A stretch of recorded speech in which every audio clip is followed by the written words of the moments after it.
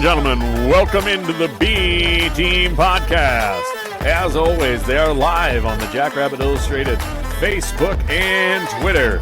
We are also live on the FCS Fans Nation YouTube for the fans, by the fans.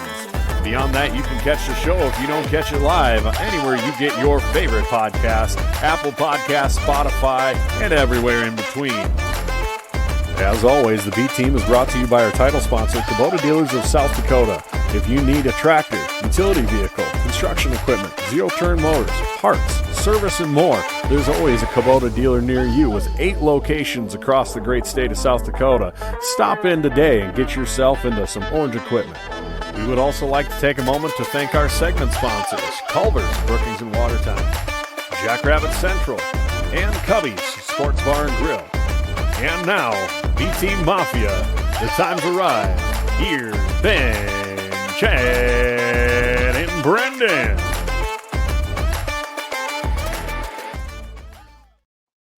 All right, ladies and gentlemen, we are here for the final edition of the 2023 season B-Team show, B-Team Mafia. Thank you for joining us. Per usual, we're late, and that'll happen. But, you know, what do? We had some technical issues, and, you know, it's hard to sort technical issues out when the guy shows up at the time we're supposed to start. There's just no time for it to work. So, and it's still working well. I'm just kidding. I fixed it. Oh, you're such a dick. God, you're a dick. Got us, you dick. That was well done. Well executed. I'll give you that. That was well done. Yeah, one of us 3 came over for the tacos. That was great. You guys missed out. I really wanted to, but you know, my crew that I rode down with wanted to get going, so yeah, it wasn't really on the table for me. I missed the weather. That made sense. But man, he picked up a metric shitload of Torchy's tacos, and it was incredible. They were awesome. So I could have helped put a dent in them. I heard there was a lot around.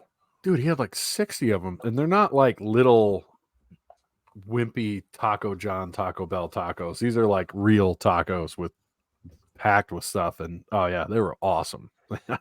Brian, I ain't even putting that comment up because you're making an assumption there that I'm not willing to go along with. I told him I'd have tacos with him after the Marker game already. So I told him I'd have tacos with him after the Marker game too, but I'm not going to concede a loss at this point. That's a little early in the game, brother. We'll see what happens. So it is our final edition. Thank you so much to Kubota Dealers of South Dakota for being our title sponsor all year long. You guys are rock stars with 7 locations across this great state of South Dakota. There is an orange dealer near you. Get yourself some orange equipment. I know Matt was really impressed with how awesome his blue snow. Now they finally got to use it in snow. I had been trying to tell him how awesome they are. I think you got to see it to believe it sometimes. That thing kicked ass. So that was awesome for them. They also have parts and service. So stop by the nearest Kubota dealer to you today. Get yourself into some orange equipment. Make this snow removal a lot easier on yourself. So instead of dreading it, you're looking forward to it because you get to play with a toy.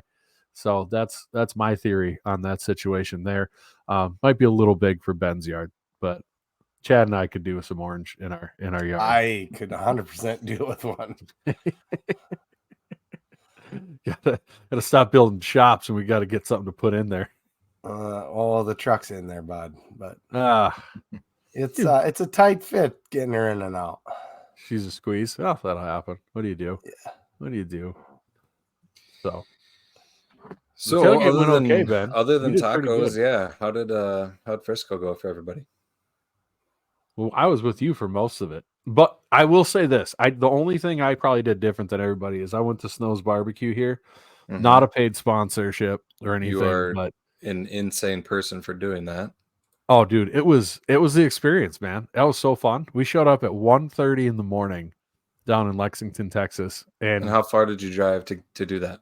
3 hours. We left at like 9:30, stopped and got pizza at Domino's on the way down.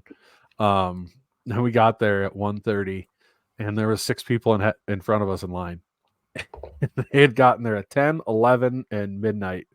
And then we had some people show up after, and yeah, it was totally worth it. It was awesome. You're sitting there, in line at 1 a.m. You hear the cows in somebody's feedlot like a block away from the damn smokehouse. And yeah, it was awesome, man. It was cool. Got to have a picture with Tootsie and everything. And yeah, totally worth it. I did find it funny. People were reminding me, like Kyler and Frazee and those guys were reminding me more than I was reminding myself of how long I had been up for. Yeah. Because they'd be like, how are you still awake? I'm like, what do you mean? It's a new day. Like, yeah, you haven't slept yet. Wow. What do you do?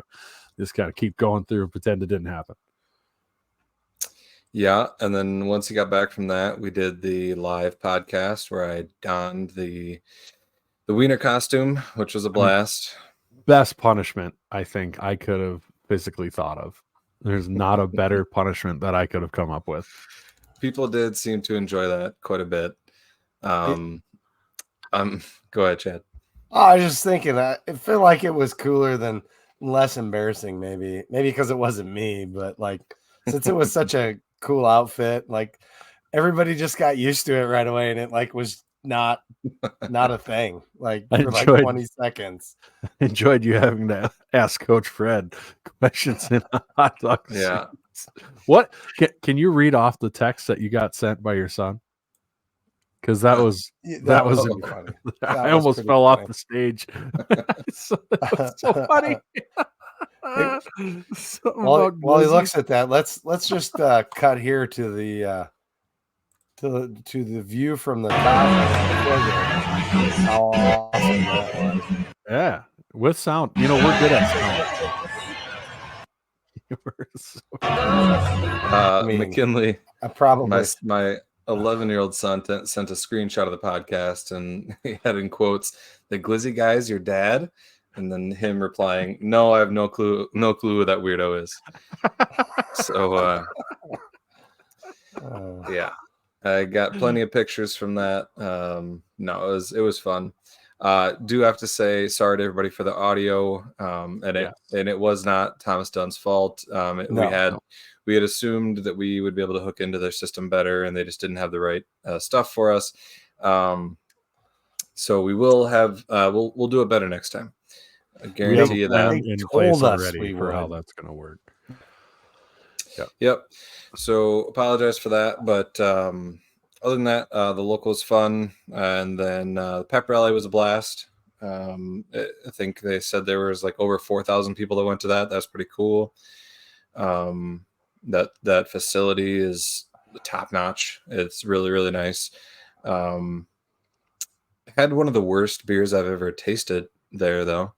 It was a watermelon Kolsch, and it tasted like the worst part of a rotten watermelon, like the rotten rind of a watermelon. And we spent, I think they were like $11 or $12 a piece, and we threw them away because they were so bad. Wow. I've had a watermelon Kolsch before that was good, so that one was not pretty sad. But yeah, beers were expensive there. And then let's see.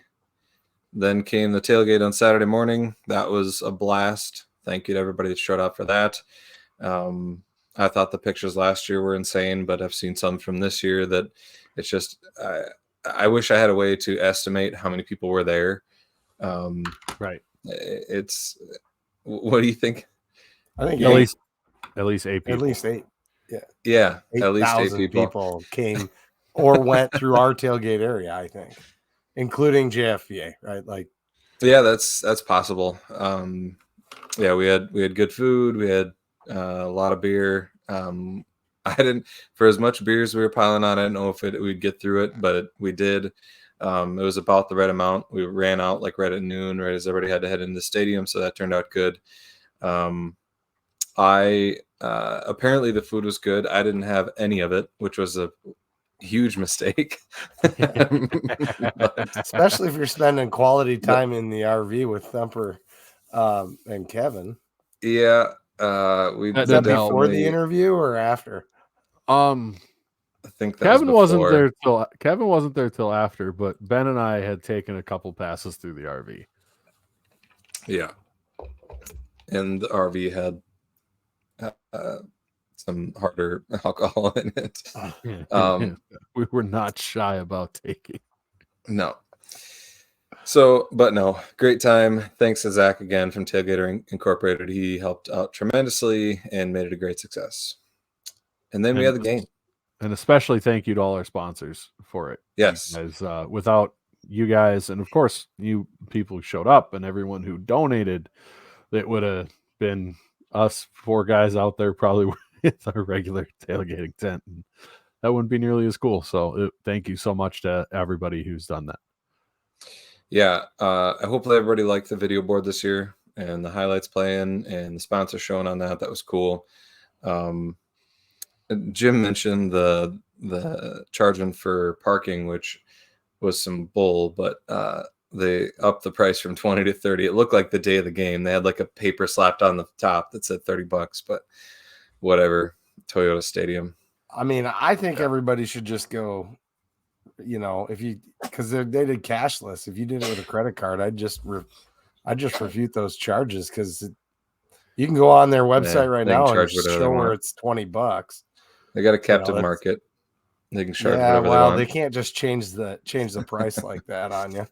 Yeah. If everybody did that to refute their charges, they'd be up crick without a paddle real quick. Anyway, once we got into the game, it was awesome. The flyover was amazing, as the guys that were on our podcast told you it was going to be. And the atmosphere was great. It was buzzing. There were so many Jackrabbit fans there. We're thinking official count 60-40, probably. Blue to maroon. Yeah, that was a pretty consensus pick, even by the Montana reporters. Mm-hmm. Yep. And the first quarter and half even, it went about as well as Montana could have asked. When we were talking about the game coming up to it, some weird things were going to happen, and they did. Other than the only thing that went wrong for them was Adam Bach is a man child and just made an amazing play on that 4th and goal from the 1. Outside of that, everything went about as well as it could have for Montana. Yeah, I can't disagree there. I mean, that punt was weird. That hit us in the back, hit Durant's in the back, I think it was. The interception was just super out of character for Mark. It was just kind of they got all sorts of breaks, but the Jacks defense was just too good. There's one thing that all season the offense was phenomenal, but there were always a couple breaks in there, just like any offense. The offense clicks every play, every down, every drive. But you always had the defense to lean back on that just wasn't going to let anything get out of hand, have anything happen. And I think that was the big reason every game that I watched this year, I never got too riled up or worried. It's like, yeah, offense will figure it out, and this defense just is not going to give up more than 2 touchdowns any game. And that's the way it played out. Right. I mean, they were stellar. And I think we have to credit Montana's defense too. I mean, they were good. They disrupted our running offense in the first half for sure. And they got us off the field. They made some stops on 3rd downs that they needed to. And leading up to the game, we talked about how potentially Montana would be able to keep it close early, and then we would make the adjustments going into the second half. And I feel like we did that. I think that Lujan called a good game. Gronowski had a better second half, and we started to get some big chunk plays that really kind of took over the game. I'm trying to remember when the pass to Hines was the third quarter. Third quarter. That was the third quarter. That was huge. It was I think it was a 3rd and long that they converted, and it set up the touchdown, I believe. That was right after the Yankee non-catch, if I remember right. Which he caught it, slid on his back, and it wasn't until he was on his head upside down. I can see what got the official. You can't. Yeah, when I you get watch the replay, that maroon glove that glove. Yep. the Montana players wear looked like the ball. A ball If coming out. if you saw it in real time, it looked like that was the ball getting jiggled around. I was surprised that didn't get overturned, but whatever. Ball don't lie. That's the way that goes. I mean, And that I think prompted the little I think later you, in yeah, yeah, I think it made more sense when I went back and did the rewatch. I'm like, oh, now I know he did the good little boy or whatever you want to call that. Too small. Too small. Pretty much. Whatever. Yeah. Pretty much. That was something. I was like, oh, I can't believe we didn't get called for that one. Yeah. The ref was looking right at him. I feel like he didn't realize what he did. No, because that's one of the most disrespectful things I've ever seen on a football flag. It was right on top of his helmet too. Yeah. That was that. I mean, talk about, but I mean, those guys never changed who they were. And I don't mean this like in a bad way. The Yankee boys were always themselves. We've been begging since they started playing. Please stop doing the arrow. Please stop. Yeah. They're like, no, we are we're this good. They're that good partially because of that attitude. So you know what? I mean, what a way to end your career pulling that, and it was awesome. Yeah. That was a microcosm of their career, was that touchdown catch and that celebration. I remember back in the day when they were young, when this was when Stig was actually trying to have a handle on it. He's like, oh, these guys got to stop doing these celebrations. And then at some point he must have given up, or somebody's like, hey, just let him do it. Because then you didn't hear much about it after that. But those, what can you say about Jaden and Jackson Yankee? They'll go down as two of the top, I don't know, 5 for sure wide receivers in Jackrabbit history, from a record standpoint. Obviously, I think they're like 3 and 4 in touchdowns, probably up there in reception yards. I'm not sure. But then just from an impact to the program standpoint of, number one, bringing the first championship, and then deciding to stay when they could have tested the waters in the draft, and coming back to get another championship for SDSU, and then add on the fact that they're from Madison, South Dakota. Right. I mean, you add all that together, and those guys are just SDSU legends at this point. I mean, they for sure go down as the most, the deadliest duo of receiving threats that we've ever had on the outside, on the perimeter. I think that's no doubt. We've never had a pair of receivers like that before. Right.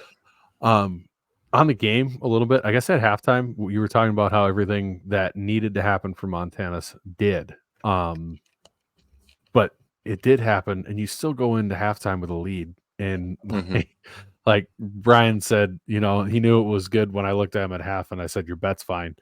And I did, because if all those things go your way and you're still losing, you're just not going to win that game. You're not. And going into that game, I think as a Jacks fan, and this is going to sound arrogant probably and whatever, but you knew that SDSU was the far better team just overall. I mean, that was just the way it was. Not saying that Montana's a bad team at all. Like we said, their defense was great. But you felt like the only way the Jacks don't win is if they come out and don't play well, or even some form of well. They're not even great, but below well. And they really didn't play even well the first half, and you're still up 7-3. It's like, well, I feel pretty good about this. We've seen this show before, I don't feel bad for them, but it was quite the role reversal sitting next to Frazee and Brian and those guys who are sitting there going, yeah, I've seen this show. I've seen this movie before. And it's like, yeah, we used to say that shit all the time about your games. So now you know. Yeah, it was weird. The score was 7-3, but man, it felt, there was no doubt still. Like, we would have had to have, I mean, like we said, a lot of things went wrong in the first half and we're still up. There would have had to have been even more things go wrong in the second half. And I think we just knew that with this team, how good it is and how senior led it was, and the coaching staff, that just wasn't going to happen. And it did. and it's been talked about a bit, but I mean, I think it was tough for Montana to come out in the second half and really think they're going to win that game, especially after, I think, of Brian Williams. It was early in the second half. He had that come from behind play, hustle play where he knocked the ball out. It was an awesome play, and that kind of looked to take their will out a little bit. But especially late in the game, it was interesting to see just how defeated they were when at times they were only down by 2 scores. Late in the game, it was 3. It looked like they knew that even if they were up for it, that it just wasn't going to happen. And I think that's a testament to how good the defense was, how dominant they were, and how they would just take your will away. Because you could see it in Montana's eyes. They're like, well, there's just no way we're winning this game. Yeah, I agree. I think they defeated their will, especially, I don't know, partway through the third quarter. The offensive unit for Montana they weren't having it. They're just like, get us back off the field. And their defense was good. I mean, they kept trying. Their defense didn't give up. So their defense deserves a fair amount of credit, but their offense, second half, not great, Bob. For sure. And I can't get too far without mentioning Hunter Dustman. His punting game was unreal. The 2 that he dropped, I think right on the 5-yard line, and they landed like out of bounds, and kicking away from Junior Bergen for most of the game. It just, they go unnoticed. But we noticed them, and we recognize how good he is. Excited to have him back again next year. And his kick, the field goal he had, was unreal. To have him double clutch and still the leg power to like stop his leg and then still, I don't know how he did that. I didn't know that is even possible to do. That is a worst case scenario for a kicker, to have to stop and start again mid kick, and to pull that off was holy hell. That was, dude, he's a stud. Man, he's a stud. We're lucky to have him.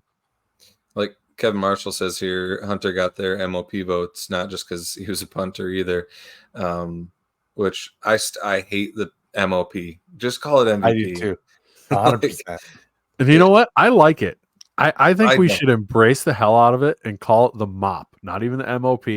Say he was the mop, embrace it, make it a thing. That's such a college football thing. He was the mop, man. Hell yeah. I'm all about it.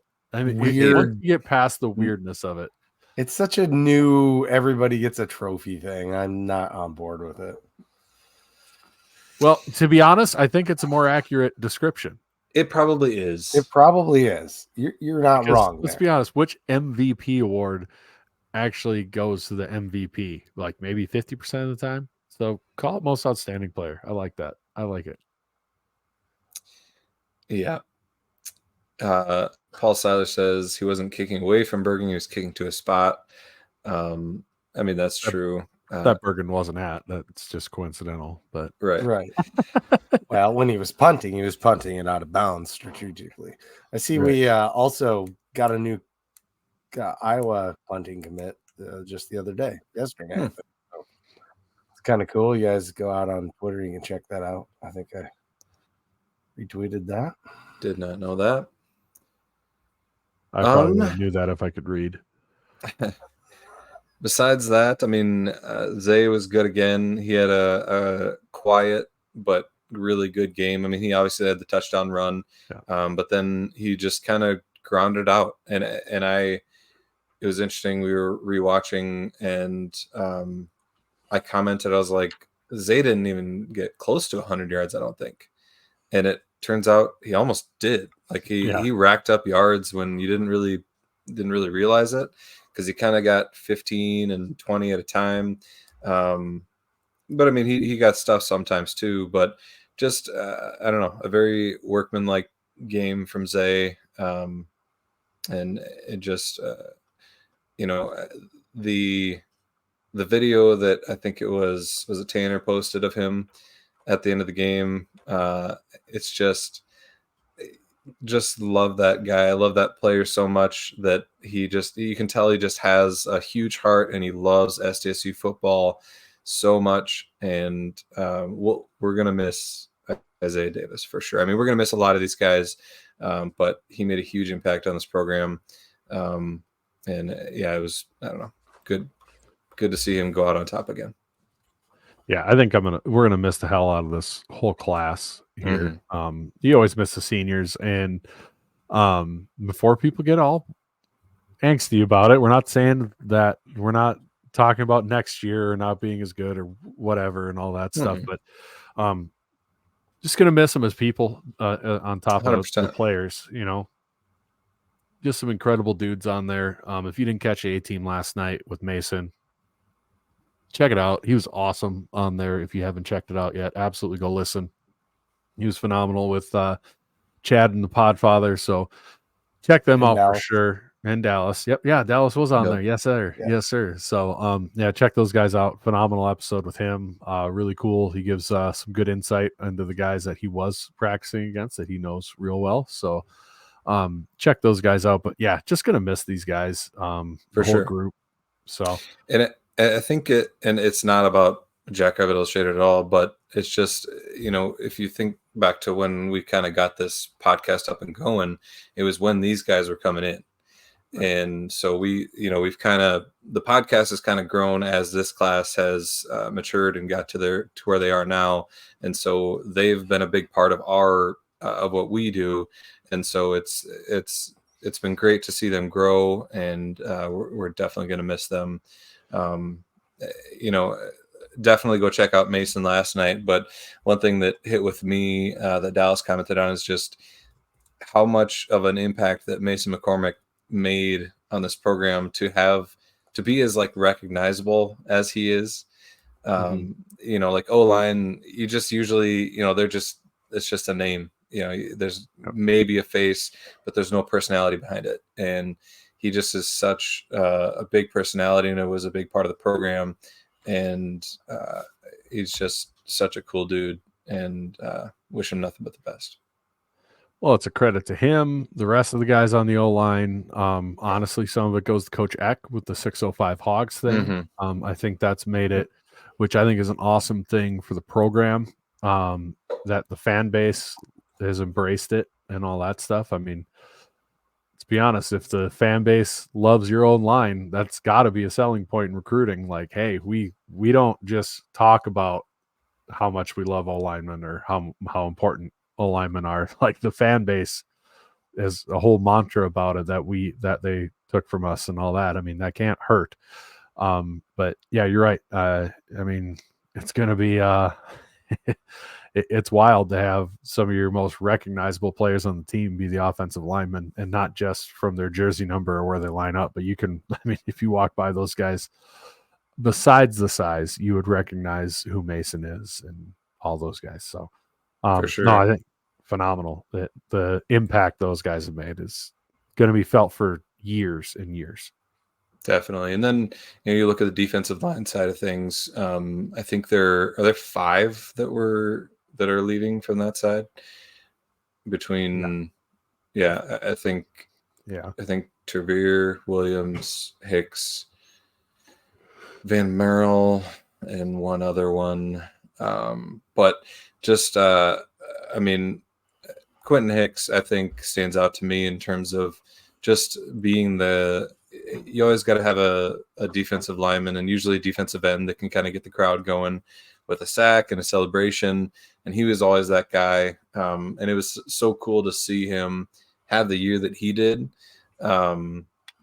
Just because I think that you saw the potential when he was really young. You saw the potential what he could do, but I think maybe the consistency wasn't there, and there were guys ahead of him that he just couldn't get some playing time. And this year, it all came together, and he had an amazing year. And we'll definitely miss him too, and obviously Trevere as well. The player that he turned into, and with Sanders and Winkleman going on, those guys really stepped in and filled the void better than we could have asked. Yeah, and it really sets the standard for the next group of guys coming in. I mean, I fully believe when Jimmy said the statement's a standard that's not going away going into next year. And it's crazy that it almost makes it you more excited for next year to see what the next guys are going to do. The Oh guys yeah. who learned under all these cats, but it us being like, yeah, I think 5 guys are leaving from the defensive line is such a testament to what the no-name defense thing that Yeah. we've talked about ad nauseum that probably people are non-SDSU fans are probably sick of us talking about. But I mean, God, there's so many guys that you're going to miss off of there but you got to think a little bit because they weren't the guys on the poster, so to speak, that had a huge impact from the defensive side of the ball. Yeah, well, I think it's we had an all-star studded offense, and so that got a ton of attention. And then the defense, part of the no-name thing is that all the stats were so spread out because we had so many good guys on the defense. A few more names that we need to mention are Jason Freeman, a guy that came in and made an unthinkable impact on the program coming from where he did. And then Isaiah Stallberg, a guy coming in from Nebraska that, he just the player that he turned out to be was amazing, and that he's the type of guy that will definitely have a chance at the next level. And then Deshaun Gales, he's just been just a model of consistency. You knew what you were getting from him, and he showed up and he did it every single game. I don't know. Did he ever miss a game? I don't ever remember him not being on the field in the last 3 or 4 years, because he's just he was always out there making plays, and we'll miss those guys for sure. The other thing Dyshon did consistently was get better. That guy got better year on year, year after year after year, to the point where he's basically an FCS shutdown guy. I mean, this year he was. I mean, I don't know how that translates going forward, but in our level, look at his stats. They're unreal. Teams didn't throw his way on 100%.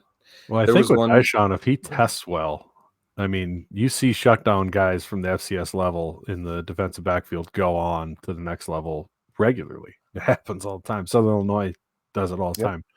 You and I had a couple cats that did that. So, I mean, that is a thing. If he tests well, he'll do all right. But sorry, Ben, you were going to. I was going to say there was one play in the championship where he came up and made a really nice one-on-one tackle. And that was just one awesome thing about Gales, is that he was just such a sure tackler, which you don't always see at the cornerback level. But he was very, very good at that, at kind of addressing the play and figuring out, where it was going and going up and making the tackle and stopping him before it gets going. And so, yeah, he was just such a fun player to watch. That's a good point. Not only was he great against the pass, he was great at recognizing and affecting the run plays as well. So. For sure. Back on Freeman. That's the one that's the one I was thinking of. Is when it's good. Yes. When he threw down Gilman, that's the one I was thinking of. Yeah. Yeah. 100%.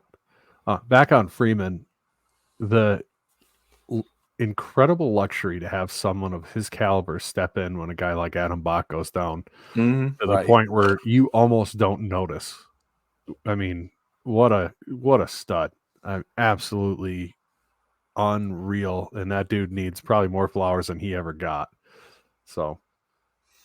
Yeah. And he always did it just with a smile on his face, man. He was just professional about it. And I don't know. He just, again, from where he came from to what he did on the Jacks program, it just is amazing that he was able to come in and do that and be, one of the top linebackers in the FCS.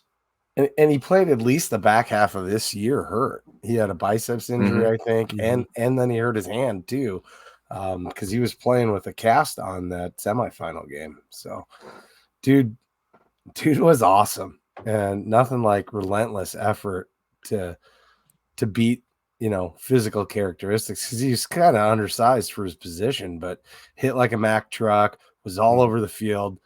I don't know a guy that tackles better than Jason Freeman. Nobody got by that guy. Rarely. Agreed. I was dumbfounded by this Jason Kelsey comment. I'm not sure where it even came from. No, I did hear that Jason Kelsey might be retiring after this year. I don't know any more than that. I don't start following the NFL closely until right about now. The Funk Soul brother. But I feel like if you get to chase around her, maybe you just go to her concerts every night. And that's the wrong Jason one. is not Travis. Wrong Kelsey. Oh, did I have the wrong one? Sorry. Yeah, Travis is the one with the Swift. Yeah, well, Jason's probably about that time. So, yeah, I don't know. I mean, will the wiener costume be donated to the scholarship auction? I don't know. It made it back. I did not expect to bring it back. It made it back. We had some weight issues with one of our bags on the way down, so we ended up just picking up a second one on the way up because we got free bags because Ariel's military and stuff. So. Nice. We picked up a third bag and managed to squeeze it in there. So I know the that wiener will rise again. I don't know that it needs to, but maybe it'll be a traveling trophy. Maybe you're gonna have to wear the wiener plus cat ears. Wiener ears. I told Ariel I've got to be careful if I beat you. If I beat you next year, because I can't up it. I might have to down. You're going to have the level of it, because if I do the same or more, because I will lose eventually. Exactly. I might just quit the podcast that year if I win like 4 years in a row. I just might be well. Look at the time, boys. I guess it's time to hit the old dusty trail. Yeah, I mean we're getting requests for your appearance here, Ben. So yeah. Maybe you'd get a free ticket if you show up wearing the wiener costume. We're going to have to go down to Smithfields and see if we can get a wiener sponsorship. And then I would wear it. That would be so goddamn funny. I want you to wear it to a game. Get a tour of the president's box in it. So funny. Geez. And walk in like nothing's wrong. What's up, guys? Speaking of somewhere that does not sell hot dogs, but does sell tasty, delicious burgers and custard, Culver's of Brookings and Watertown. Thank you for sponsoring us all year and our tomfoolery. I'm just throwing this in the middle here because we're probably not going to have our normal segments we do at this point. And but go to Culver's. They're the best. If anybody didn't know, you can actually get little pints of their custard pre-mixed with the toppings and everything. They've got like blackberry crumble and all this other crazy stuff, and they're freaking awesome. You get 4 of them for like $12. So not a terrible deal. And I picked up 4 of them and I've been gaining weight. So that's not a coincidence. Did you not know that until recently? I did not. You're too thin to not know that. That explains why. Like if you're my size, you'd already know that. I think I'm gonna shit on a company here. It's a Dairy Queen effect where their mediocre ice cream is not worth paying attention to that's in a freezer. So every time I see a freezer off to the side of the counter space, I just didn't pay any attention to it. And I was in Culver's the other day and I was like, oh shit, they got ice cream in there. Well, what is it? Oh, they got flavors. Hell yeah. And then, well, to be clear, there's this custard and Dairy Queen doesn't even meet the mark for ice cream. It's ice milk. So right. Well, and you know what? Here's something I would like to point out. The punishment will be worse next year if I win, unless I get my goddamn Scoopy tokens. I am owed. He is owed Scoopy tokens. Butterburger and 3 Scoopy tokens. I'll make that happen. Can you buy Scoopy tokens, or is Ben gonna have to steal them from his kid? He's probably gonna have to thieve them from a child, preferably not even his own, because that would be funnier. He just runs by. Have you ever seen those videos where somebody's reaching out to grab their drive-through, and some dude just sprints between the car and snags it out the window as they're trying to hand it off and takes off. Yeah, that would be good. That's how I want my Scoopy tokens collected now. Speaking of the entrance, Jim Poppin posted the link to my entrance. Oh yeah, I'm working on it. I had no so I knew you were going to introduce me. I couldn't hear a thing back there. I was shouting as loud as I could. Yeah, I had no idea until people started chanting. I was like, well, I guess that's my cue. I was trying to listen to it on my phone on the broadcast, but it was delayed, and so I didn't know what was going on. Yeah, that delay was kind of tough to deal with. I felt so bad when like Kevin and my gosh, those guys.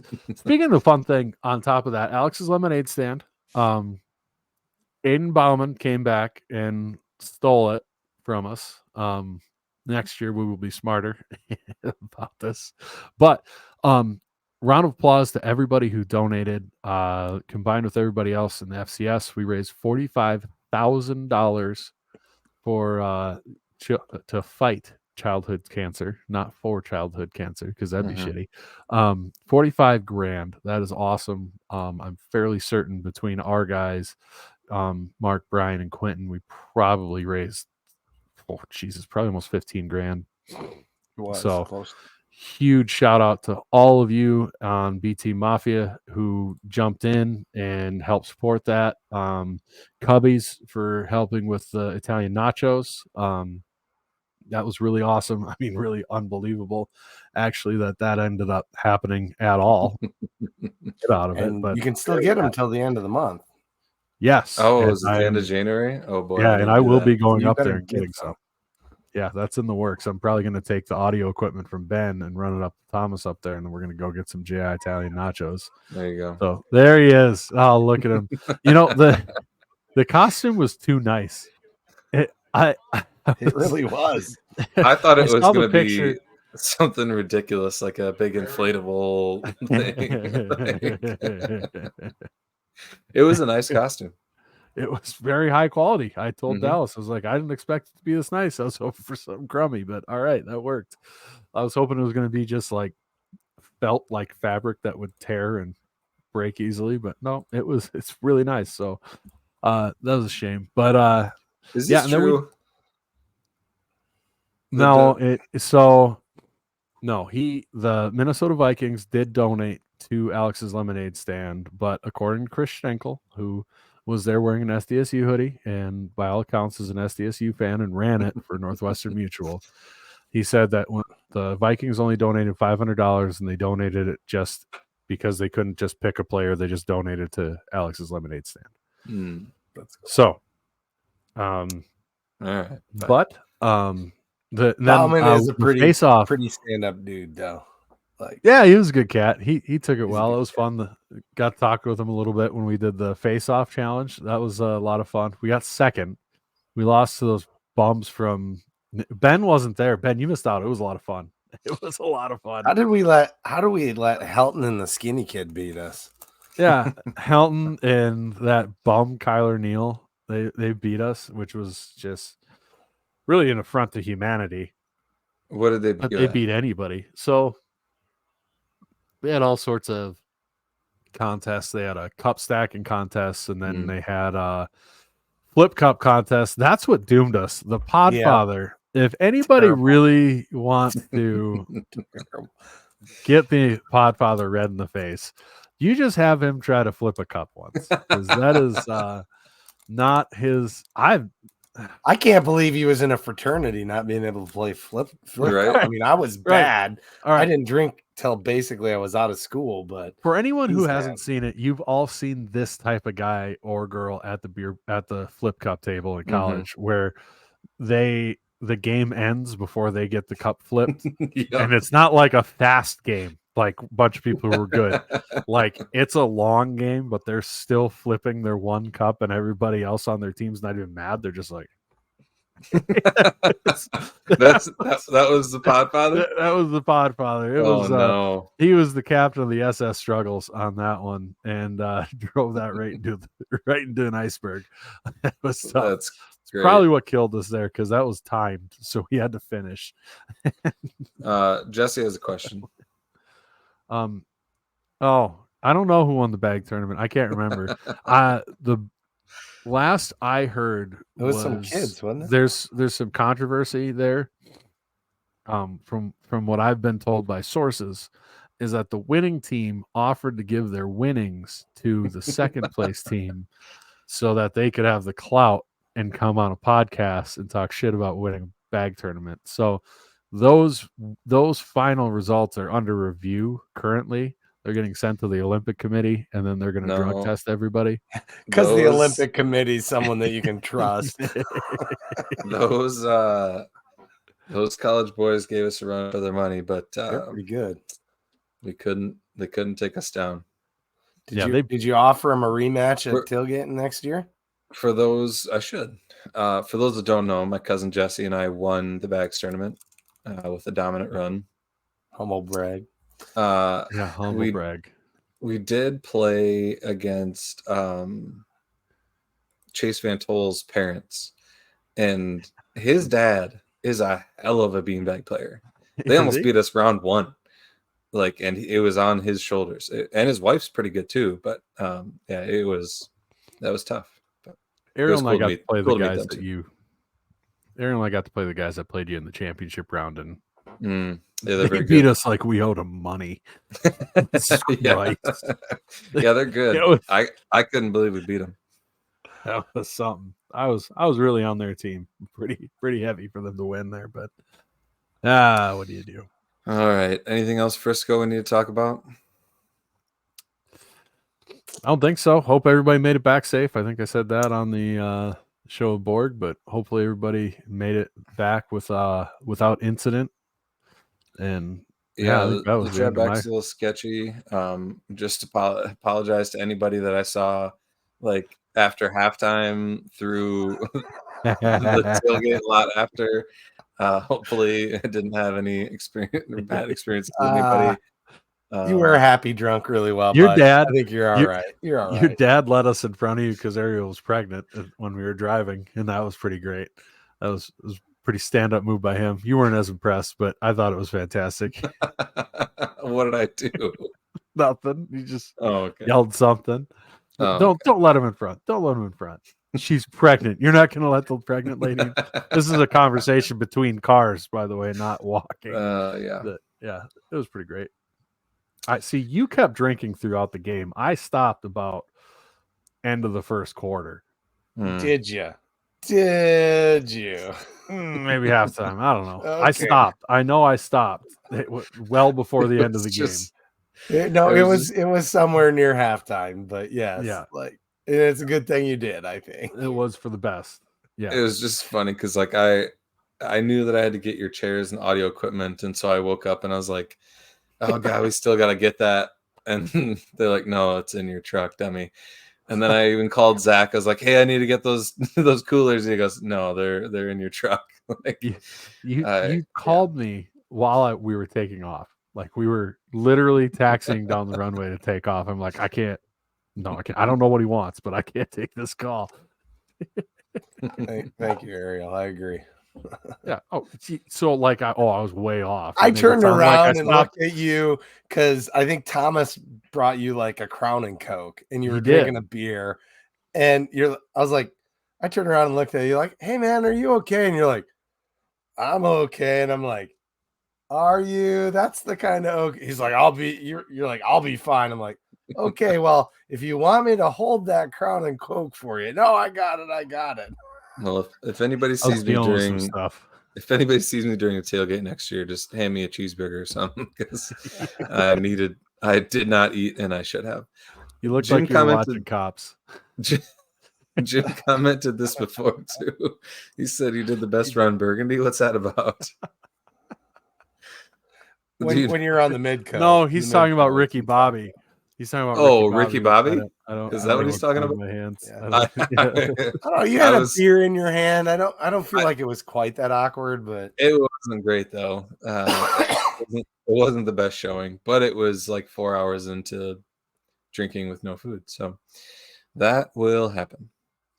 Thomas absolutely was a stud at the local. Him and Chad put a ton of work into working on that stuff, and so you guys 100%. are both rock stars. Fighting with that. I know that from what I'm told, the audio was very good and the stream was very good. So I haven't brought myself to watch that yet, but maybe someday. I caught a clip. Not It the sounded really whole good on the stream, but the whole thing. There were some rough spots, but overall Mhm. it was pretty good. The we Matt gotta Kroll find here- the gal that cursed you out for cursing. last Yeah. year, Brendan. They're awesome. Shotsky, They're the best. I've run into them 3-4 times. They got us with the Shotsky. They brought a Shotsky, and I'm an for awful breakfast. person. I know they're listening right now. I know Yeah. you're listening right now, and I'm the worst person on the planet, and I've completely blanked on names because I'm just a shitty person. I I'm guess. no better because I know them, and I just can't come up with it. I've been trying to. It was fun doing the Shotsky, but for breakfast was probably not a good idea. It was Three like of them might have been a bit much. I think those were what started the avalanche. Yep. After that, I was like, how many beers can Brendan drink at tailgating? I don't know. Jesse here says the picture of us taking the shots with Borg is great. Because we Not were all supposed to bring that up. It's supposed to be a secret. We don't want the man fired. He was working. Well, yeah, he was just. It was after the game, man. He was there, Right. But, It was on the way to his run to their vehicle. Yeah, He couldn't have done a shot because it wouldn't have got to his mouth, height wise. Dumped on his head. Anyway, some of the other comments have been about the Oklahoma State game. We're not ready to talk about that yet. We'll have enough podcasts in the off season to talk about that. I will say make plans to go because I would recommend going. I'll be there. It's going to be awesome. But that's all I'll say about that for now. Yeah. That comment. Second part. It was the second part. It was the second part. We should have been on the second part, but anyway, the other thing we should actually, that was one thing I was going to address is the new that Ryan Olson got named as offensive coordinator, and then the coach that came over from UND, their offensive coordinator, came to SDSU to, we're not sure, maybe be quarterbacks coach or something along those lines. I don't think his official title has been announced yet, but pretty impressive that we can pull Missouri Valley offensive coordinator onto our team. And from all accounts, it sounds like he's a great hire. So we're excited to have him on board too. Could you imagine telling us, say like 2012, that we were going to have the clout in the program to do something like that off of the back of back-to-back natties, like in 2012 or 2009? You'd been like, no, that's wild. Like, it's crazy where this program has grown to, and it feels like a long time because it was chasing NDSU for so long. The Freund. I'm gonna get that down, Coach. I promise. If you are listening, I apologize. I genuinely looked for a pronunciation guide on the UND website. They didn't have one, and they're like, "Oh, here's a YouTube video with him." Yeah, it's all him answering questions. It's not anybody talking to him, so I couldn't figure that out either. But he is not our new offensive coordinator. That's Coach Olson, which I think is an SDSU fan and the O-line coach. And that should take you from unsure to really excited. Bringing in a phenomenal coach, phenomenal recruiter from UND. And I understand the hesitation. I had the similar hesitation because you've seen the offense that UND's run and it just doesn't scream SDSU. We're getting Coach Olson as the guy calling plays. He's gonna be offensive coordinator, and then get the input of someone who is as creative as Coach Freund. Really, really awesome asset to have. Phenomenal recruiter by all accounts. This is a huge win if you're going to lose someone like Coach Lujan. And I think we'd be remiss if we didn't say thank you to Coach Lujan. For sure. That man's been a Jackrabbit through and through ever since he got down here. I mean, just the model of a Coach Stig guy. And a great teammate. And a great teammate, being a backup to being a starter to being a backup, never hanging his head, never being a jerk, never throwing a fit, working his way up the coaching ranks, ending up being the OC, been phenomenal the whole way. Just tip of the cap to you, Coach Lujan. Hopefully you are wildly, wildly successful at Northwestern until we play you guys. And then for that one game, you have a bad game, and then you go out and upset Ohio State and Michigan a whole bunch. What year is that? Is not this when they next open one, their the new year stadium. following, is it 2025? 26 25, 26, yeah. or Like 25? 25, 26 year. Yeah. I think so. That's kind of cool though. Like we're gonna end up matching up with him. Yeah, I mean, it'll add some. 2026, scheduled for September 12th, 2026. Oh, okay. Nice. 26, 27. Oh, Yeah, it's I know. supposed to be the opening game for their new stadium. So that's pretty cool. Yeah, best of luck to Lujan. He was a great coach while he was here. Like you said, great influence on the program. And he'll be a head coach of a Big Ten team in no time. I just know it. The guy is destined for greatness, and yeah. Hopefully he's so good that he won't be the coach there by the time we play them. There you go. That'll work out. That would there you go. Set my heart at ease. That's for sure. Non-SDSU related, how cool is it that Kalen DeBoer got hired as Alabama coach, though? That's wild, dude. Insane. That's wild. Yeah. You put in the time, obviously. And then now Grubb is the OC there, too. Yeah. So, pretty cool for South Dakota. And they're Stig related, too. So, Anyway, Jason Hepler says, what are you guys' thoughts on a three-peat? You know, there's so many in favor of it. I'm for it. I'm for it. Next question. Pro. Very pro. We're a very pro three-peat podcast here. If anybody was curious, we're very pro three-peat. I would be very excited to be in Frisco again. I think we got the guys to do it. Yeah, I mean, there's just so many unknowns. It's going to be hard to know until we see them get on the field and become major contributors. But it's super exciting. We talked about how this season just felt like a victory lap because we knew how good they were, and at times it felt almost boring to talk about them because they were so good, and they just wouldn't make many mistakes, and they would dominate the game, and you knew they were going to dominate the next game coming up. Next year is a lot of unknowns, and it's exciting, and we're excited to get there. But in the meantime, like Jim says, we got a Summit League tournament coming up. That'll be a lot of fun. Yep. Always a good time there. Chad's got the wrestling podcast going, the Takedown. Wednesday we come on. So I do have something rather important. Okay. To say. I want to say thank you to my wife for putting up with me doing this all season and doing 2 extra podcasts on top of the one we normally did. And the one's up long. with the long late night one with Borg.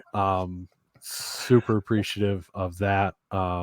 She's been a rock star letting me do all this and all while being following pregnant. along, and all while being pregnant. And there's gonna be a baby Brendan next year. That'll be fun. Gonna be another little me running around, which I don't know if that's better for the world, but we'll figure that out when we get there.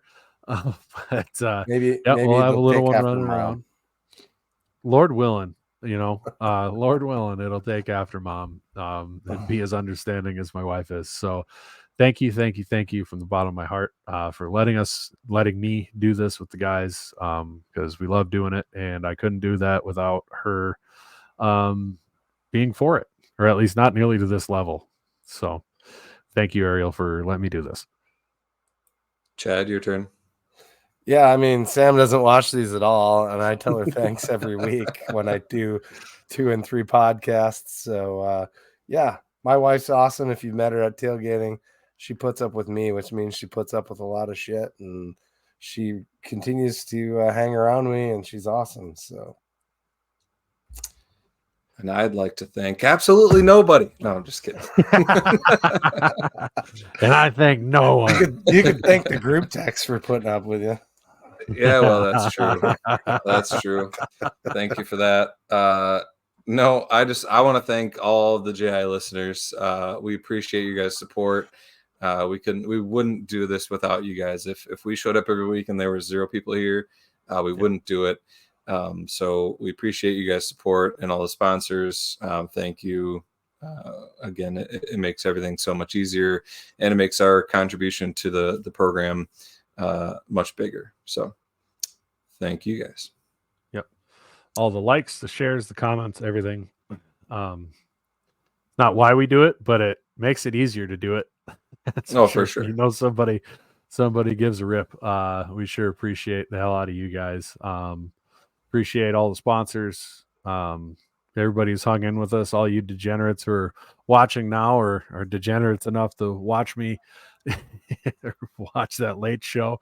Ran into a guy at this is I shouldn't tell this story, but I will. I went to the bathroom at the coffee cup at the Vermilion exit and committed a war crime on the bathroom. I walked out, and this guy, he listens. I'm sure he's listening now. And I never got his name because this is it. And he walks out and he looks at me, and you know that's the last thing you want to see. Did he look you square in the eyes after he that? looks, and then he looks away and he looks back at me, and I'm like, oh shit.